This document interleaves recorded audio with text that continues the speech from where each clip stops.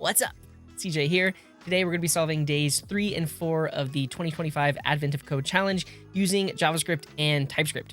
Now, I solved these problems live on stream, so if you want to see me struggle and solve them live, check the link in the description for that. But in this video, I'm going to show you how I solved them, and I'm going to get right to the solutions that I figured out live, which took me a few hours, but this should be much shorter than that. So if you want to see how I set up my code for working with Node and TypeScript to do these challenges, check out the video that covers day 1 and 2. In this video, we're going to get right into solving, and I have all of the files ready to go and ready to run in my folder. So let's dive in. All right, for day 3, part 1, we are essentially given a list of numbers. Each of these numbers represents a battery bank, each number being a battery labeled with its voltage. And the short way of going about this is we essentially need to find the 2 largest numbers in the list from left to right. So on the first pass, we find 9, and then on the second pass, we find 8.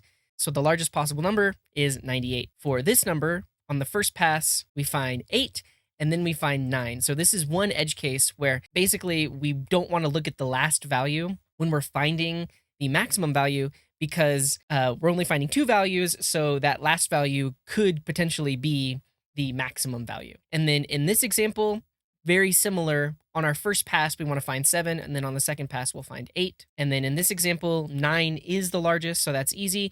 But after that, we need to find the smallest number to the right of that number. So this last example is really the crux of the solution here, which is find the largest number, excluding the last value, and then find the largest number after the largest number that you just found. So that's what we're going to implement. Now, like I mentioned, everything is set up to go. I have my sample input here, and then I am splitting it on new lines so we get each battery bank as its own individual string. Now, we're attempting to find the total output joltage, which is going to be those max numbers from each bank summed together.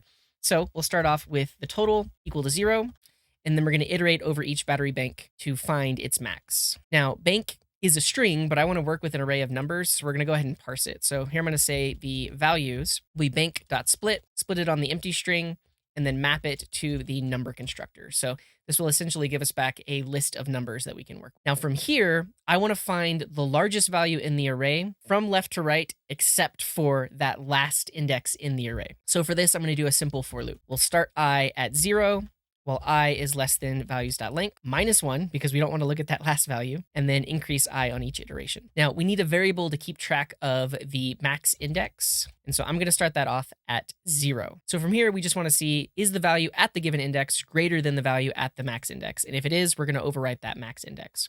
So if values at I is greater than values at max index equals I. Simple as. I said it and then I wrote it.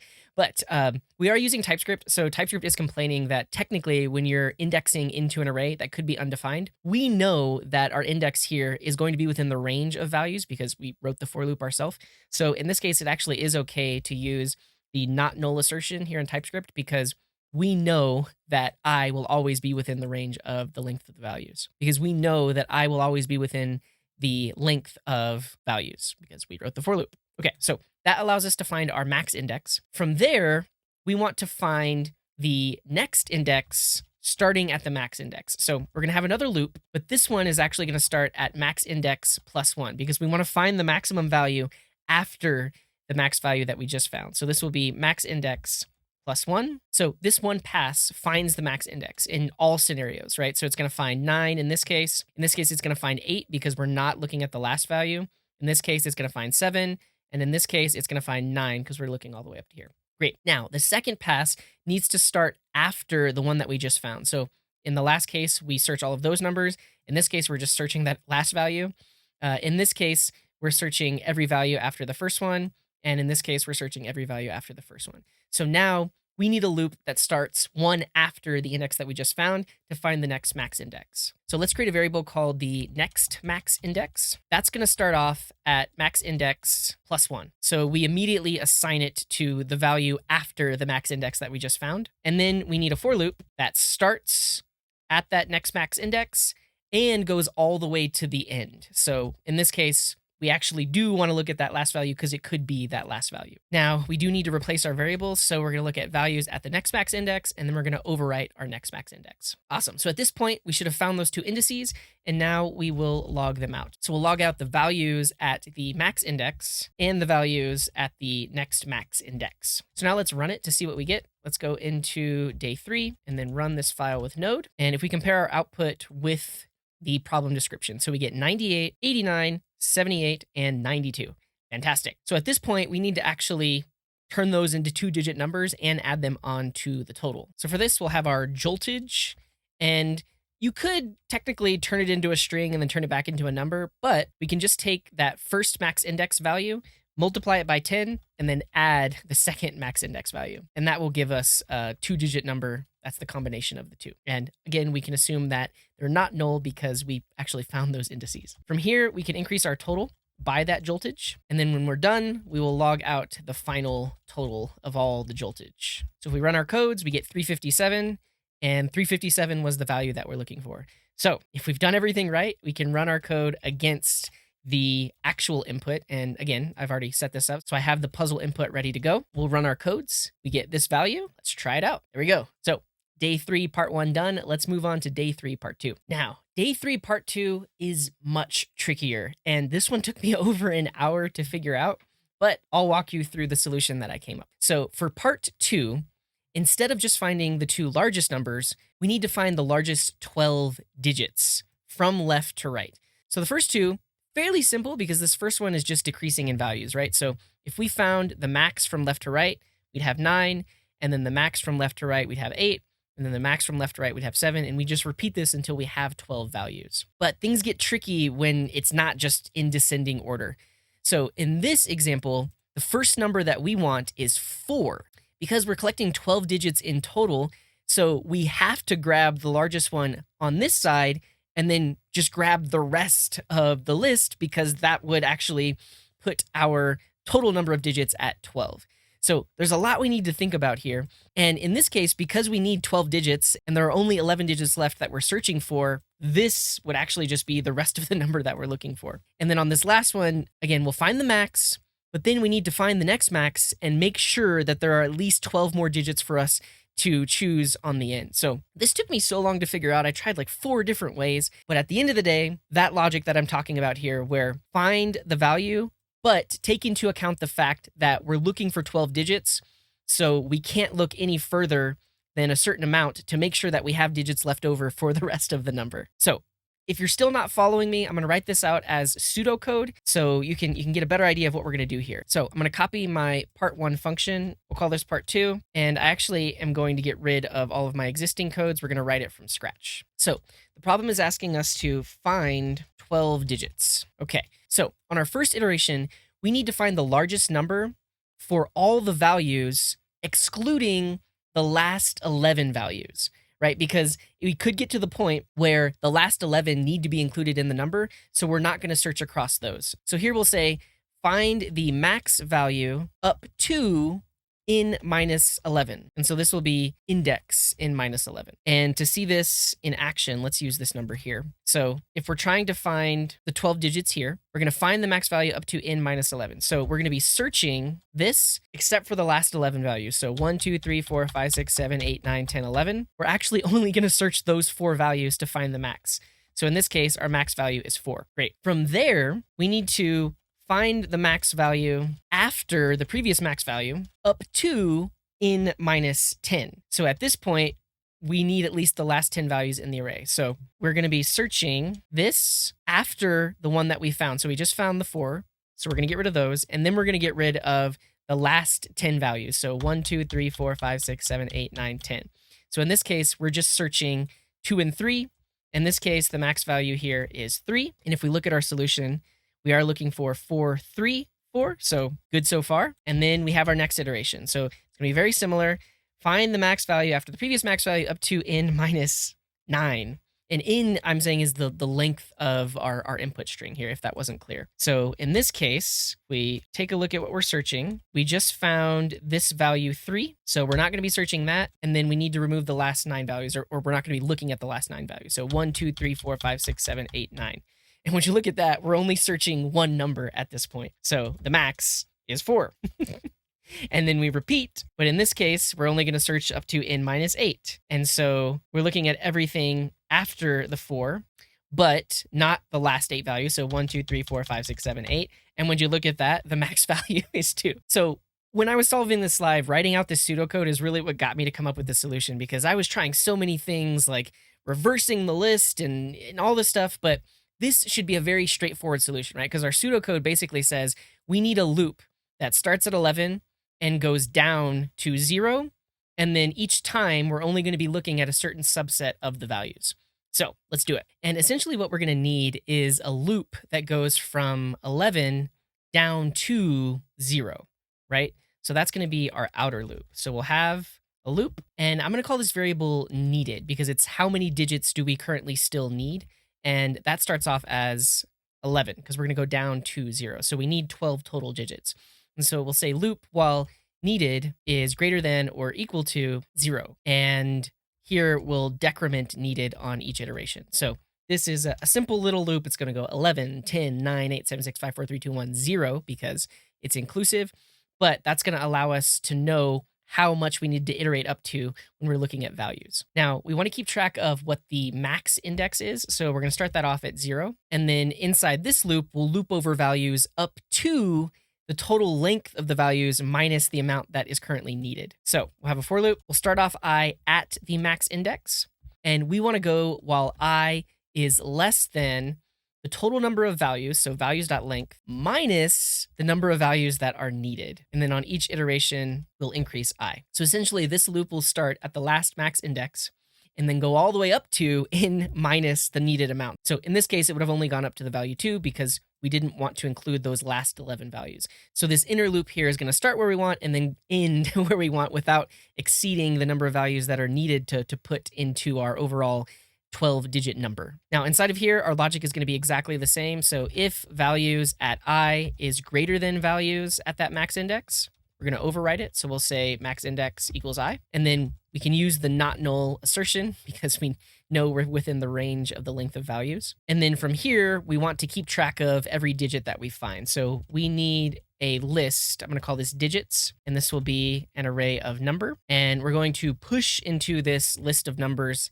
for each digit that we find. So here we're going to push in values at that max index, and again, not null assertion. And then we're going to overwrite the max index to be max index plus 1. So that's our next step here, which is find the max value after the previous max value. So wherever that max value was, set the index to be the next one, repeat, push the digits in. At the end of the day, we should have 12 digits. So here, I'm going to log out those digits, join it together on the empty string, and we won't add it to the total yet. I just want to make sure that we're actually calculating the right number. So let's run this for our sample input and see what we got. So this gives us 357, and we'll call part 2. So let's run this for our sample input and also call part 2 instead. So now if we run our codes, this gives us these numbers. Let's double check these against what we have in the problem description. So we get 98765432111. Great. We get 811119. Awesome. We get 43423423427 Wonderful. And we get 8891111211111. Amazing. So we've found the right numbers. Now we need to add them up. So I'm going to get rid of my pseudocodes here. And here we can just say total plus equal those digits, but we are going to parse it as a number after joining all those digits together. And that should give us our final total of 3121901778619, which is the same number that they got. Amazing. So now if we run our codes against our puzzle input, we get this number. Let's give it a try. And it's right. Amazing. So I'll give you one last look at our solution here, just in case I went a little bit too fast. But again, I tried many different ways. I finally ended on this solution, which I think is pretty great because it is a big O of 11 in, right? So this is a nested loop, but it's not in squared. We're not looping over the numbers and then again over the numbers. We're not looping over the length of the array and the length of the array again. We're literally just looping up to 11, but each iteration is just one pass of the array. There's probably more performance solutions, and if you know of those or solutions that require less iterations, let me know down in the comments. But this actually runs fairly fast on our input because this isn't a nested loop based on the length of the input. It's just iterating over the values 12 times for each value in the input list. So that's part 2. Let's move on to day 4. Now, for day 4, part 1, we are given this input here. And essentially what we need to do is we need to find every cell in this grid. So if you haven't thought about this problem in terms of a grid yet, that's basically what it is. Each of these values here you could think of as like an XY coordinate or a row column coordinate. And so what we need to do is for any given @ sign, if fewer than 4 of its neighbors are an @ sign, then it can be accessed.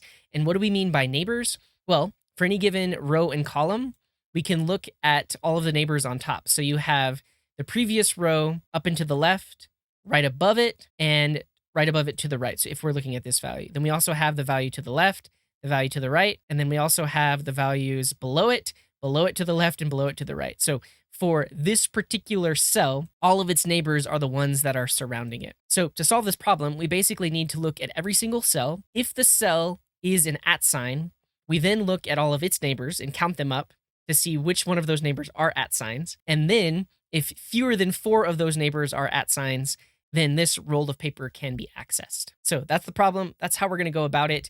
Let's get into it. And the idea here is when we read in that sample input, we take a look at it. This, if we split it on new lines, we're going to get multiple strings. But if I have an array of strings, we can treat that like a matrix or a grid, because I can say array at 0, which gives us this first row, and then that's a string, so we can index into it and say array at 0 at 3, and that would access that particular element right there. So that's how we're going to treat it. So we're going to take those lines that we just read in and split it on the new line. So that's going to give us each individual row.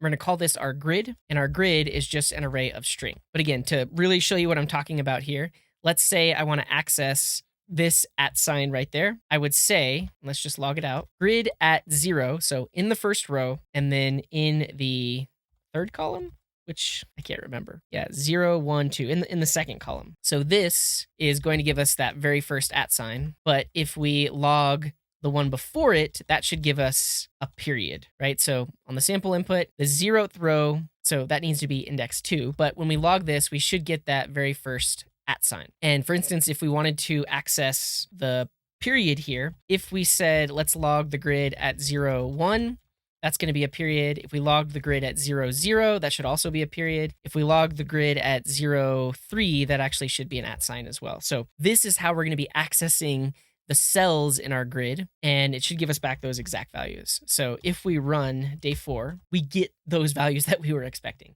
But with this in mind, now we can just treat this array of strings as a grid with rows and columns. So the overall width of the grid is going to be the length of any one of the strings that's in the array. So I'm going to create a variable called width, and we're just going to grab the first string in the array and grab its length. And we are going to use optional chaining here because TypeScript isn't sure if it actually has a value there, but we know it does because the sample input has data, at least in the first row. So that's going to be the width of our grid. And then I'll create 2 loops. We'll have one loop that will go over all of the columns, and then another loop that will go over all of the rows. So we'll have one loop that goes over all of the rows, and then another loop that goes over all of the columns. So we'll have our row starts off as 0, while the row is less than the grid.length, because our overall length is going to be how many rows do we have. So that's the maximum row. And then we'll increase the row on each iteration. And then inside of here, we can iterate over all the columns. So we can have column start off as 0, while column is less than the overall width, and we'll increment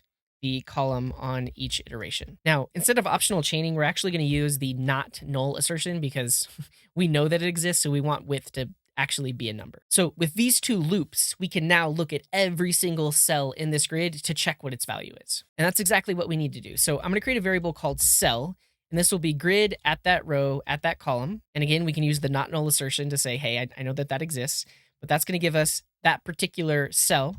And then we can check to see, is that cell an @ sign? If it is, we need to count up its neighbors. So I'll say neighbors is count neighbors with this grid, with this row, and at this column. And if the total number of neighbors is less than 4, then we'll increase the total number of items that we can collect. So let's have a total that starts off as 0. If the neighbors is less than 4, we're going to increment that total by 1. And then at the end of it all, we're going to log out that total. Okay, seems simple enough, right? All we need to do now is implement count neighbors. And this is going to be the code that looks at all of the neighbors around that given cell in that row and column. So I'm going to create a separate function, count neighbors. It takes in a grid, which is a string array. We get the row, which is a number, and the column, which is a number. And now we can take a look at each neighbor. Now, again, the way to think about this is, let's say we take this cell into account. We want to look above it, to the left and the right, and directly above it. We want to look to the left. We want to look to the right. We want to look below it, to the left, to the right, and directly below it. So we want the top left. We want the top. We want the top right. We want the left. We want the right. We want the bottom left. We want the bottom.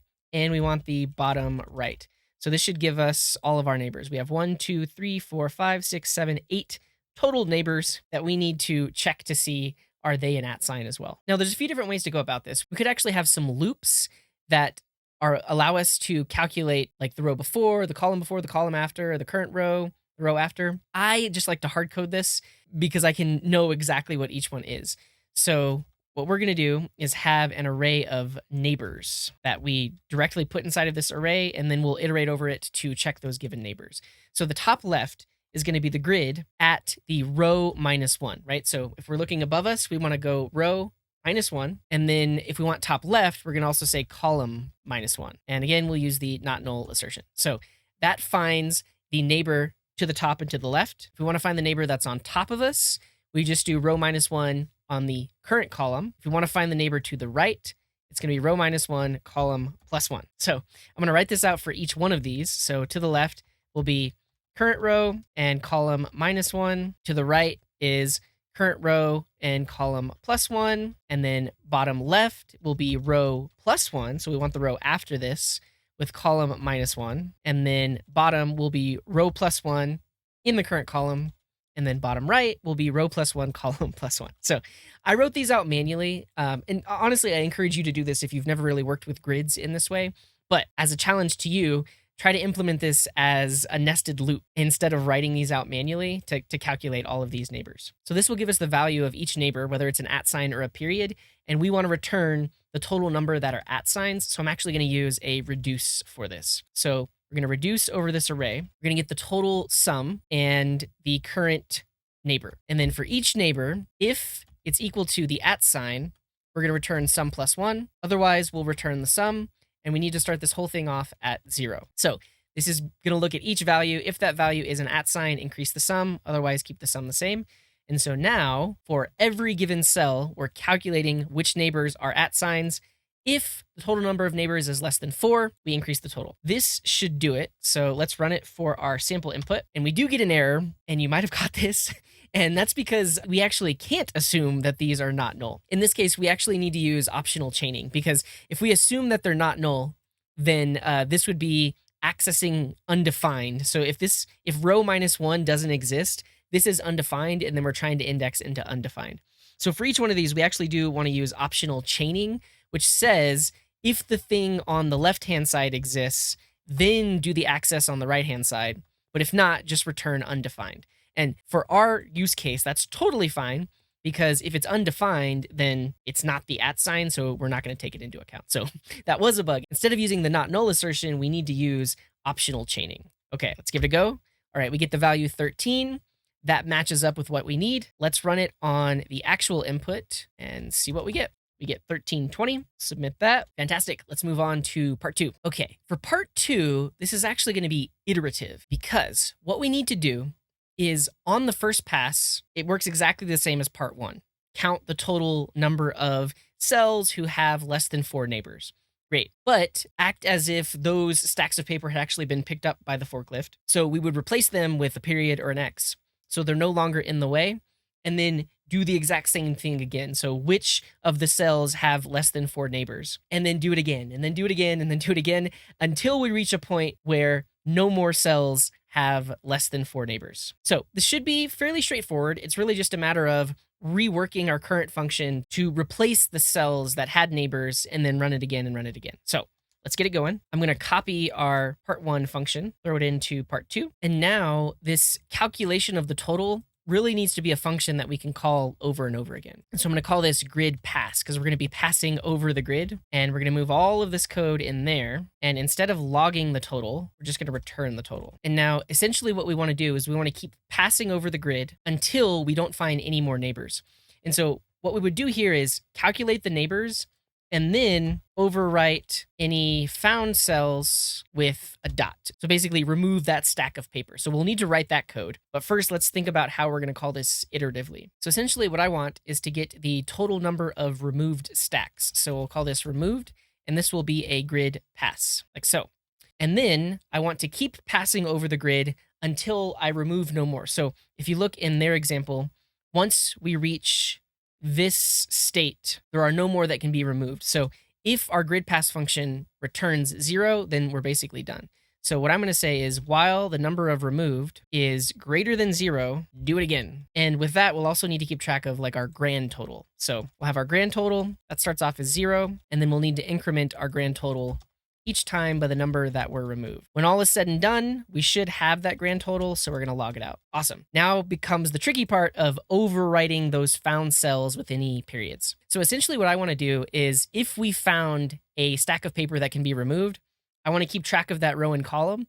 So after this iteration, I can do one more iteration that overwrites those particular values. So for this, I'm going to have an array of Booleans. So essentially, we're going to have an array where any one that we decide to remove, we're going to put the value true there. So in the second pass, I can instantly just know if a particular row and column needs to be removed. So here we're going to have our found, and this is going to be a Boolean array of arrays, and starts off as the empty array. For any given row, we are going to push in a brand new array for that given row to keep track of. And for any cell that we find, we want to put the value true into our found grid. So here I'm going to say found at row at column equals true. And essentially what we're doing here is what's called like a sparse array.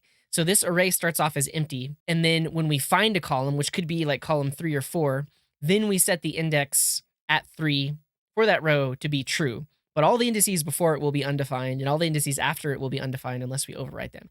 And that's totally fine, because when we do our second iteration, we just need to know which values have true in them. And if they have undefined, we're going to ignore them. So in this case, we can use the not null assertion because we know that we just pushed an array into found for this given row, and then we're going to set column to true. So with that, all we have to do is one more iteration for rows and columns, and then just build up a new row that has those given cells replaced with a period, like so. So we're iterating over the whole grid. Essentially for each row, I'm going to be creating a new string. So we're going to call this the updated row, and this will start off as the empty string because we can't mutate strings in JavaScript. It would be great if we could just literally override grid at row at column, but it's a string, so we need to build up a new string. So our updated row is going to be updated row plus that current cell value. But if that cell value was found in the previous loop, we're actually going to overwrite it. So here we'll say if found at that row, at that column, then cell